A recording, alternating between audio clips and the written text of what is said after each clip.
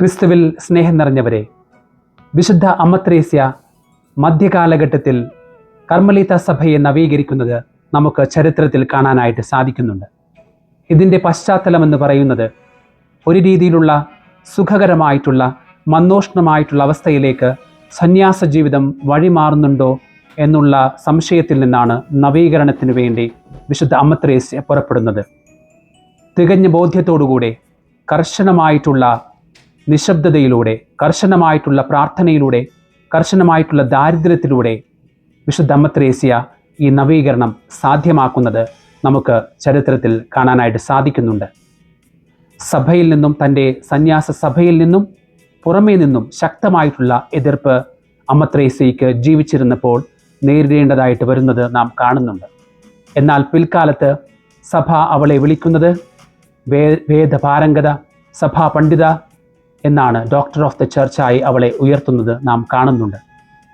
പ്രിയപ്പെട്ടവരെ, ഇന്ന് സുവിശേഷത്തിൽ യേശുനാഥൻ നമ്മോട് പറയുന്നത് സ്വർഗരാജ്യം ബലപ്രയോഗത്തിന് വിധേയമാണ് എന്നാണ്.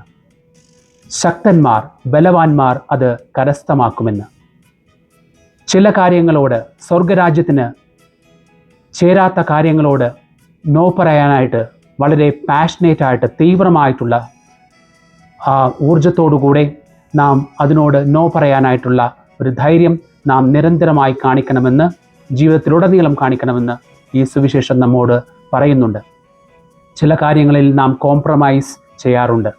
മദ്യപാനം ചില അവസരങ്ങളിലാകാം, ഇതുവരെയാകാം, ഈ ലിമിറ്റ് വരെ ആകാമെന്നൊക്കെ പറഞ്ഞുകൊണ്ട് പല രീതിയിലുള്ള കോംപ്രമൈസ്, അല്ലെങ്കിൽ നമ്മുടെ ജീവിതത്തിൽ ഏത് പാപമാണോ നമ്മെ അലട്ടുന്നത് ആ പാപങ്ങൾ ഒക്കെ നാം ചിലപ്പോൾ കോംപ്രമൈസ് ചെയ്തുകൊണ്ട് നാം തുടർന്നും ചെയ്യുന്നുണ്ടാകാം.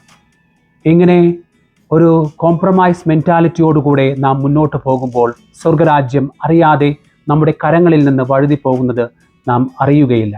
അതിനാൽ വളരെ തീവ്രമായിട്ട് അത് സ്വർഗരാജ്യം നേടിയെടുക്കുവാനായിട്ടാണ് ഇന്ന് യേശുനാഥൻ നമ്മോട് പറയുന്നത്.